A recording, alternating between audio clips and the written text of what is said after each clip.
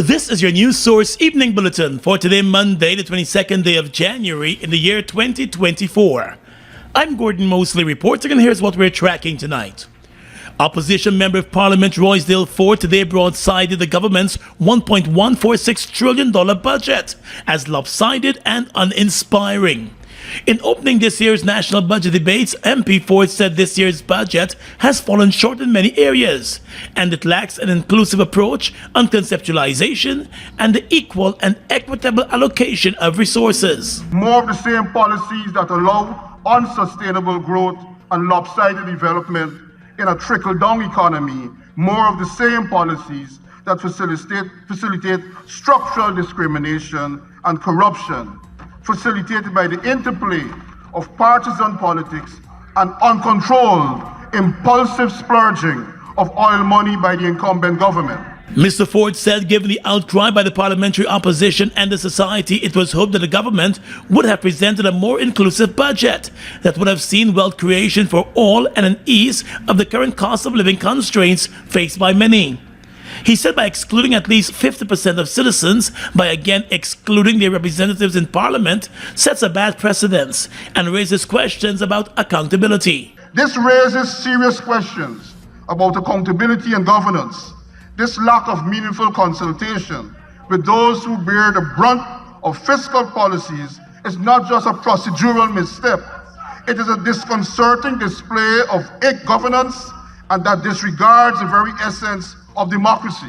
The opposition MP said a serious disadvantage for not having stakeholders' consultation ahead of the budget is the potential misallocation of funds. By excluding critical stakeholders, just as community and other leaders, labor organizations, municipalities, town councils, regional democratic councils, representatives of marginalized groups, the government is essentially sidelining the voices that could provide valuable perspectives on how to create a budget that is truly inclusive and responsive to the diverse needs of the population.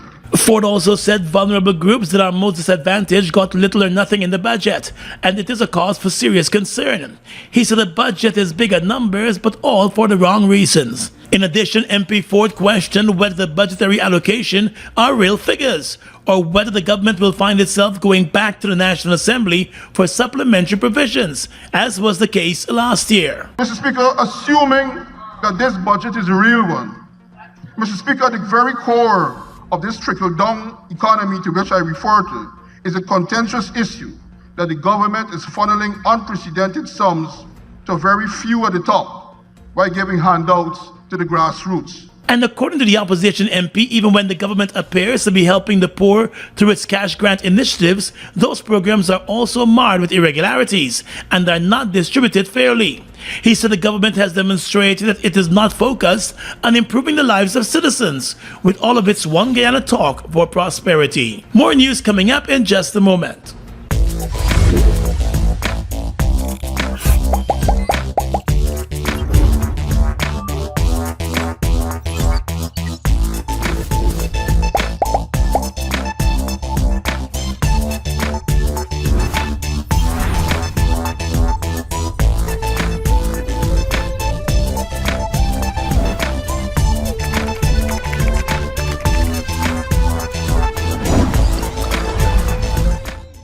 Oh my lord, I just love to shop in this store. My customers, them gonna love all these things. So many different things in one place. Household items, electronics, toys, stationery, confectionery, exercise equipment, shoes and clothes for men, women and children, school things, costume, jewelry, perfume, makeup. Oh, look the makeup! Giftland Office Max, Guyana's favorite department store. On Thursday, February 22nd, we're heading to the biggest wet fete of MASH, Splashamani 2024 at the Guyana National Stadium. Nuff water, pulse, nuff soca. The night before the holiday, soca star Problem Child.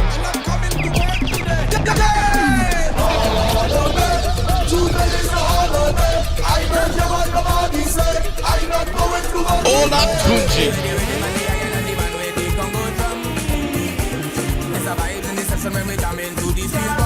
It's a party Splash-O-Mani, the official wet fed of MASH 2024. Problem Child, Olatunji, and more to be added. Come, let's soak you down in water and soca. Early bird tickets $3,000. Brought to you by Hits and Jams Entertainment.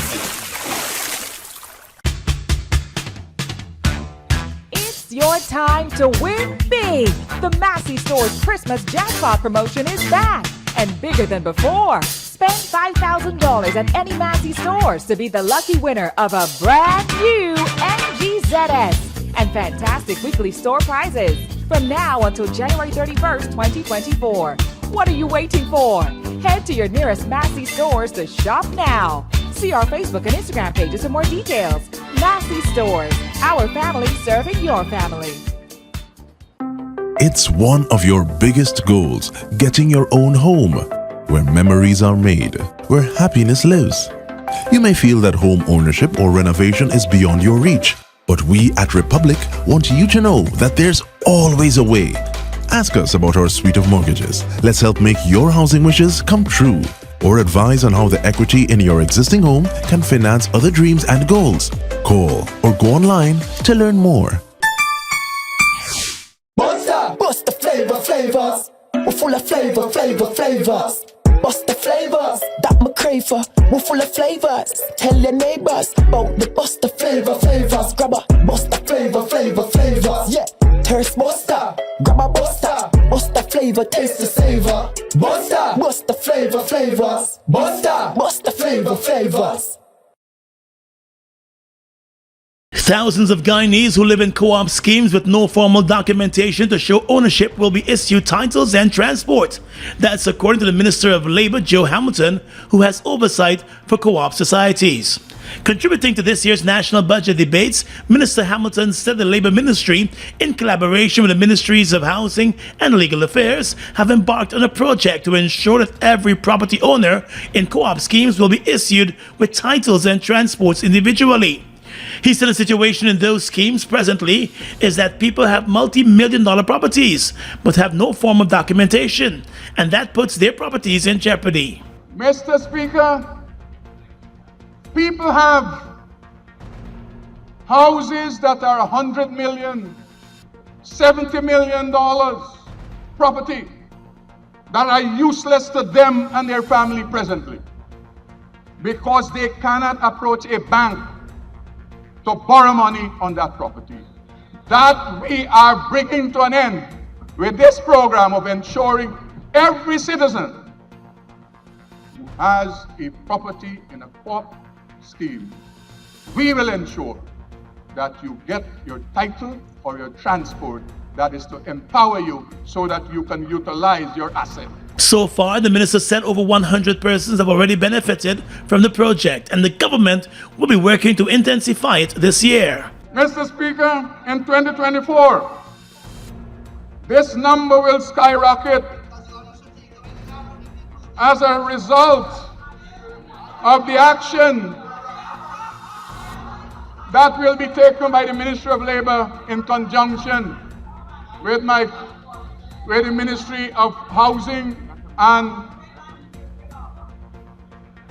to ensure that all persons, as I've said, they are granted their titles and their transport.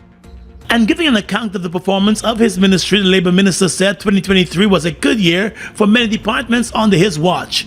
He said training programs which were initiated saw thousands benefiting and are now employed. He also said many of those programs are expected to continue this year. Further, the minister reported that workplace deaths and accidents have also reduced, though more than 20 were recorded last year. He said resolving issues of child labor and employer-employee conflict have also recorded some success over the past year. Minister Hamilton noted that his ministry was able to recoup over $150 million for workers last year. Well, in a fiery contribution to the national budget debates this morning, Opposition Member of Parliament, Jarita Finance, accused the government of doing a poor job at handling the economy and also doing a poor job on the issues of indebtedness, poverty, and the perceived disregard for the working class. Telling the National Assembly that governments are nothing without public servants, MP Finance said the People's Progressive Party civic government has done little to improve the salaries of public servants, despite raking in billions of dollars in oil revenue. In the period 2015 to 2019, the APNU coalition government, and this is in dire need of repetition, sir, spent a total of $1.2 trillion. After the budgetary period comes to an end, the PPP would have spent $3.25 trillion in the period 2020 to 2024. A difference of roughly 2 trillion Guyana dollars. And that's excluding, sir, the many supplemental papers that we know that they'll be bringing to the House during the course of the year. One can't help but wonder what this increased spending could have achieved, what it could have done for the ordinary Guyanese man and woman. She said the 6.5% increase recently imposed on public servants is of no significant benefit to the ordinary worker, who continue to struggle to make ends meet with the rising cost of living that food items have in the market. The APNU-AFC Member of Parliament also said to compound the situation, the government has landed the country in even more debt, putting forward a budget with a deficit of $395 billion. It was pointed out that when the PP Civic took office in 2020, there was a total external debt ceiling of $400 billion. However, the government has since raised the ceiling to allow for more borrowing. MP Finance said in the long term, Guyanese will have to carry the burden of those debts. In this single one-year budget, the PPP will be adding a debt burden of $1.8 million on every Guyanese household. To break it down further, sir, they will be adding a debt burden of more than $500,000 on every Guyanese. So in an oil-rich economy, sir, instead of creating a pathway to sustainable prosperity for Guyanese, the PPP has decided to shackle every man, woman, and child with a debt burden and there seems to be no light at the end of this tunnel. And further, she accused the administration of being dishonest about the country's overdraft, and more particularly the overdraft that was inherited.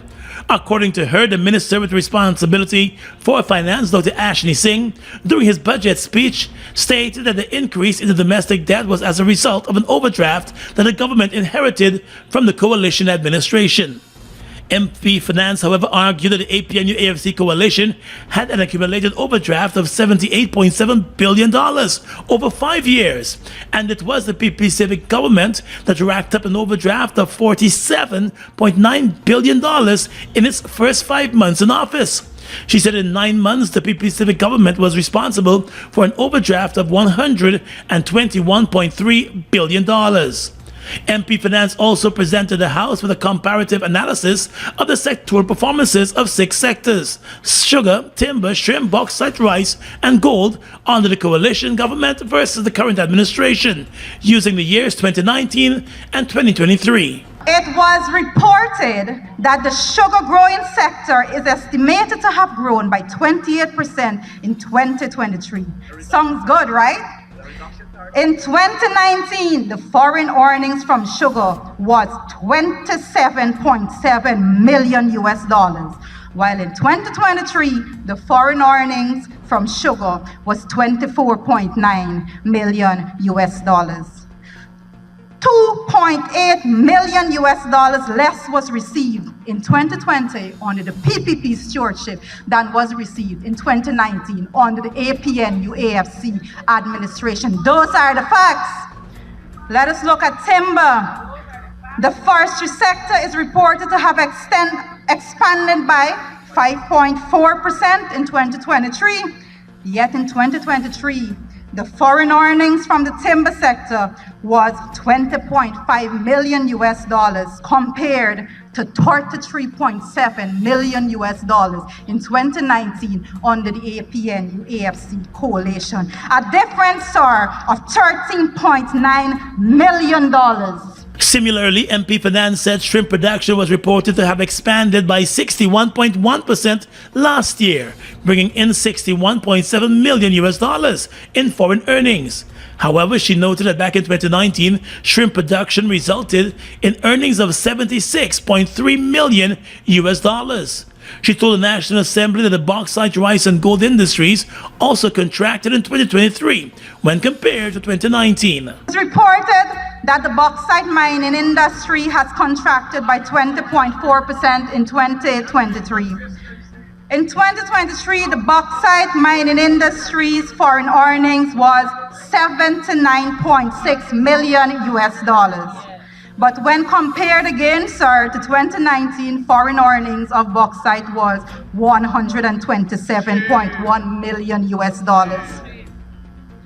The sector declined by $47.5 million US dollars under the PPP administration. Rice, sir. During the budget presentation, we learned that the rice sector expanded by 8.3%.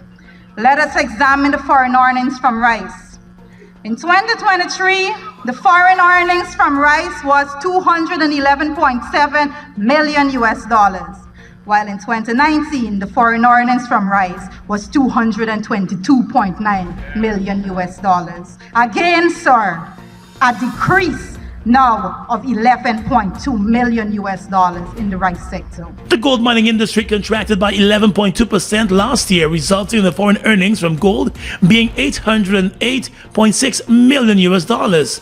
In 2019, the foreign earnings from gold was $876.6 million US dollars. MP Finance said those six sectors under the former government in 2019 raked in $158 million US dollars, far more than the PP civic government did in 2023. According to her, it is clear from the figures that the current government is mismanaging the sectors, with heavy focus now being placed on oil. Well, Minister within the Ministry of Public Works, Deodat Indar, today praised this year's national budget, which has crossed the $1 trillion mark. He said the budget will not only continue the development trajectory of the government, but it sets the stage for massive development for Guyanese. He said the government will continue to put large sums of money towards the development of citizens. And a lot of people are being helped by this government. We don't turn our face from the fatherless. We don't turn our face from the blind. We don't turn our face from the downtrodden. We embrace it and we put programs in place to help them. That is what his budget is delivering. Mr. Indar, however, spent much of his time rebutting the opposition and talking about the coalition's time in office. He was critical of those persons who said the government is mismanaging the economy. According to him, the economy over the last few years has been growing at an unprecedented pace, and Guyanese now have more confidence in the system. As it relates to his own sector in public infrastructure, he said roads and bridges are being built at an accelerated pace due to the fast rate in which the country is expanding. Those interventions, especially in infrastructure, he said, is to ensure that the country remains competitive. $204 billion for every community from bound to stand in this country will see development and has seen development, because as I said, we built my good friend and partner in the Ministry of Public Works, over 4,000 roads, community roads, all of the highways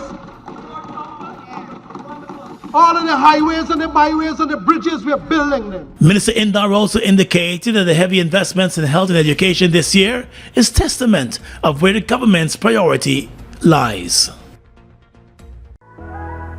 Twice the fun, twice the thrill. On your next trip with Copa Airlines, stop over in Panama and enjoy 2 vacations in one at no additional airfare.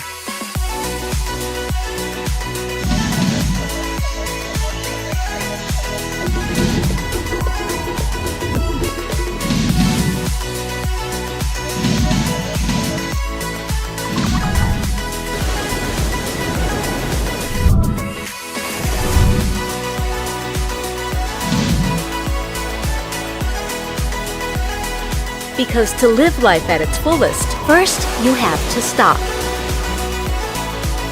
So next time you fly Copa Airlines, stop over in Panama at no additional airfare.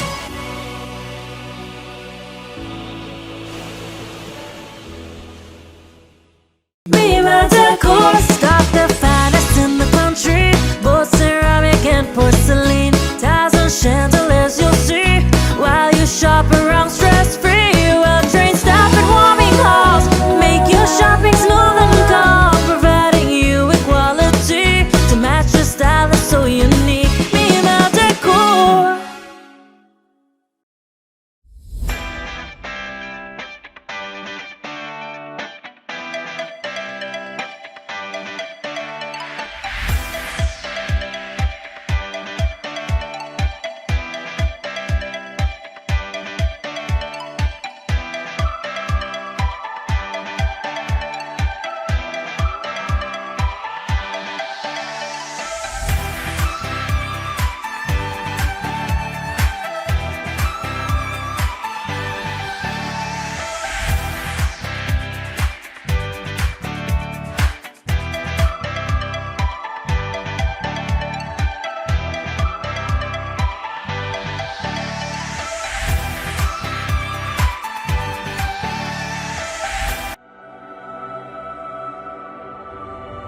Look at the breathtaking beauty of the Essequibo. From its pristine rivers to its abundant resources, it's a treasure that belongs to Guyana, and we ask Venezuela to respect the rule of international law.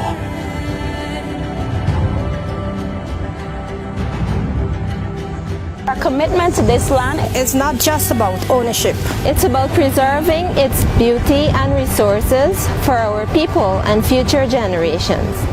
The controversy between Guyana and Venezuela was settled internationally as full, perfect, and final in 1899. Essequibo belongs to Guyana.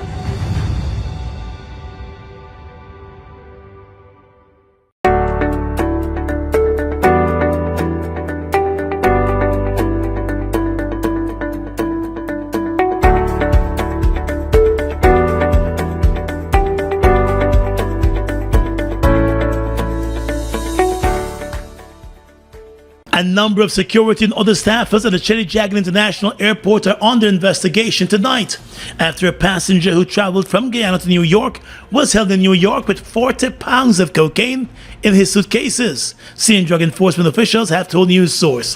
The 22-year-old passenger has since been charged and is expected back in a New York court tomorrow. He's a Guyanese national with U.S. residency.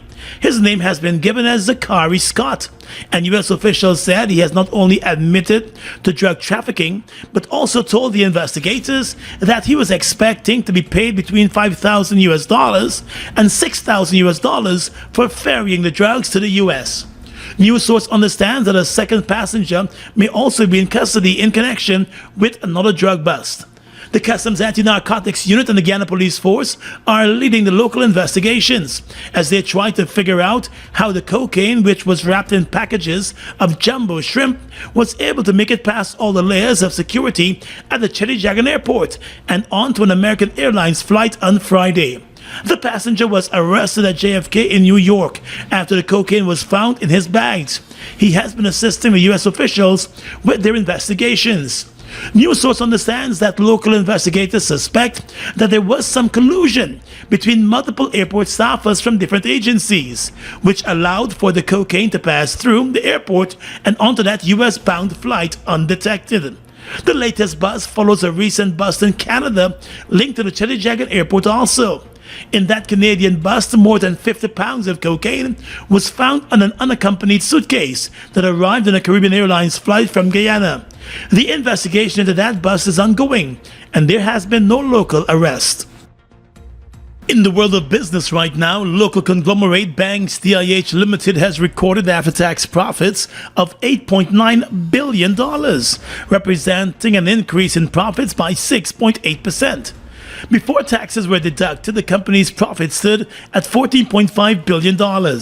Shareholders of the company will gather this coming Saturday for their annual general meeting at Thirst Park. In his report, Banks DIH Chairman and Managing Director Clifford Reese said the company generated $44 billion in revenue last year, which was up from $39.6 billion in 2022. Notwithstanding the company's success, Mr. Reese said the complexity of the business environment is rapidly escalating. He said even as the world recovered from the COVID-19 pandemic, a number of challenges were encountered on the global landscape impacting the company's operations. He said Banks DIH's strategy was centered around its employees and customers, aimed at driving sustainable solutions while building resilience in the manufacturing processes and throughout its operations. Meanwhile, the chairman also said the company made significant capital investments in the production plant, machinery, and equipment intended to strengthen long-term development and bolster its manufacturing capacity, as well as its operational efficiency. It was also noted that Citizens Bank recorded after-tax profits of $3.2 billion. The bank's DIH Group has a 51% majority stake in Citizens Bank. Meanwhile, Banks Automotive and Services, which is a 100% owned subsidiary of Banks DIH, recorded profits of $9.2 million. That company is set to really take off this year. The carnage on Guyana's roadways continued late last night when 42-year-old motorcyclist Kwesi Griffith lost his life after being involved in an accident at the corners of Sheriff Street and the Rupert Craig Highway here in Georgetown. The accident involved a car that was being driven by a 25-year-old man from Linden. According to a police report, the motorcyclist was proceeding east along the northern carriageway of the road when he sped through a red traffic light and ended up in the path of the motor car that was being driven in a western direction. The police investigators found that the car came into contact with the motorcycle, pitching the rider into the air before he landed some distance away from the point of impact. He sustained multiple head injuries and injuries to his body. An ambulance was summoned from the Georgetown Hospital and the motorcyclist, Cressy Griffith, was pronounced dead on the scene. A breathalyzer test was conducted on the driver of the car, but there was no trace of alcohol found in his system. He was questioned about the incident and served with a notice of intended prosecution, even as the investigations are ongoing.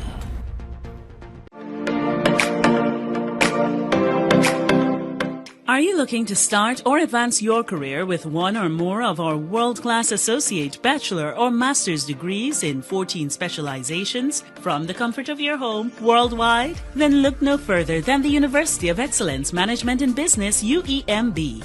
We are affordable, accessible, flexible, multi-world class, internationally accredited and locally recognized by NAC Guyana as a tertiary degree granting college. For more details on our no strings attached 60% scholarship and our payment plan, please call 225-1395, 225-1397-9, 681-3434 or 618-3434. Visit our administrative office in the Critchlow Labour College front building, Wolford Avenue, Georgetown, Guyana. Progressing to a degree is as easy as ABC with UEMB. Deal with the best and forget the rest.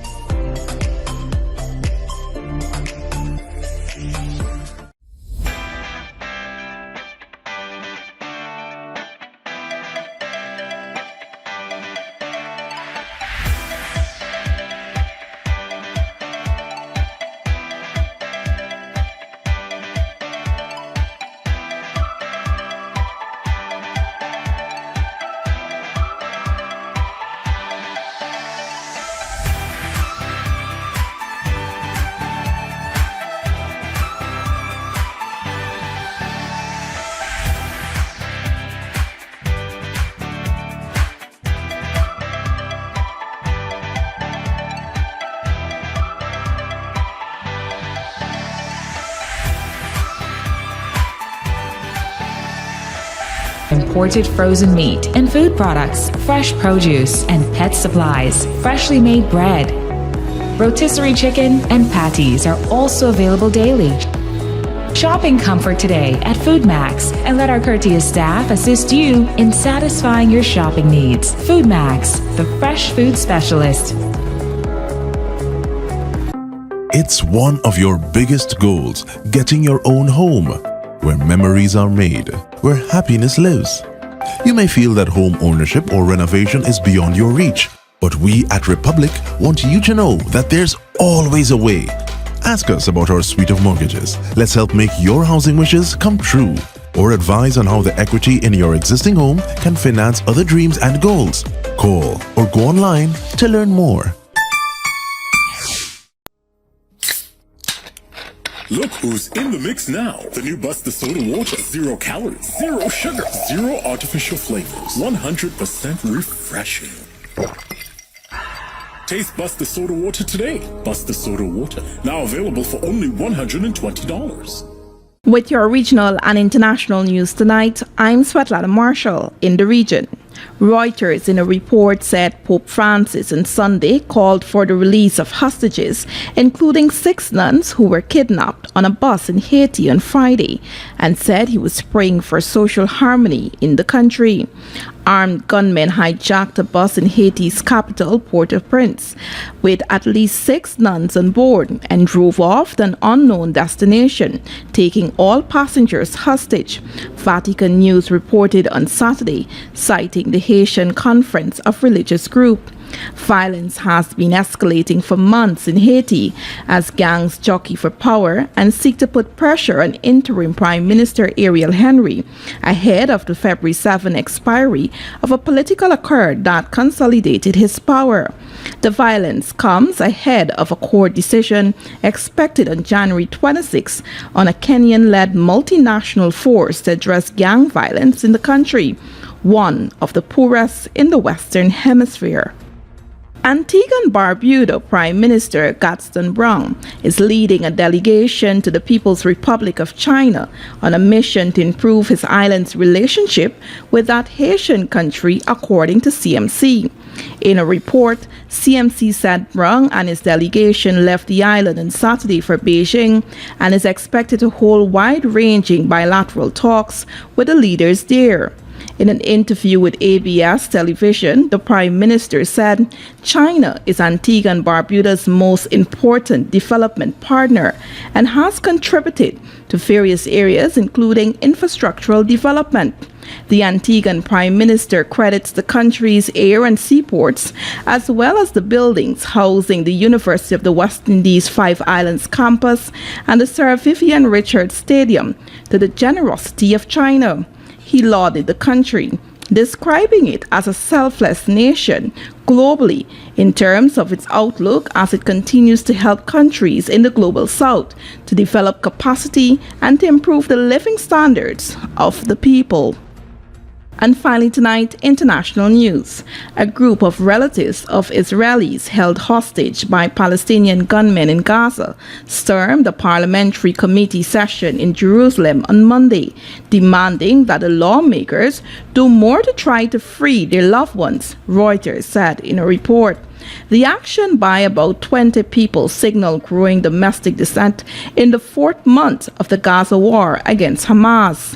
One woman held up pictures of 3 family members who were among the 253 people seized in the cross-border Hamas rampage of October 7 that triggered the worst fighting in decades. Some 130 remain in captivity after others were brought home in a November truce. U.S., Qatari, and Egyptian efforts to mediate another release seem far from reconciling Israel's drive to destroy Hamas and Hamas' demand that Israel withdraw and free all of the thousands of Palestinians, including senior militants, from its prisons. And that's your News Source Evening Bulletin for tonight. I'm Svetlana Marshall reporting and encouraging you to stay safe.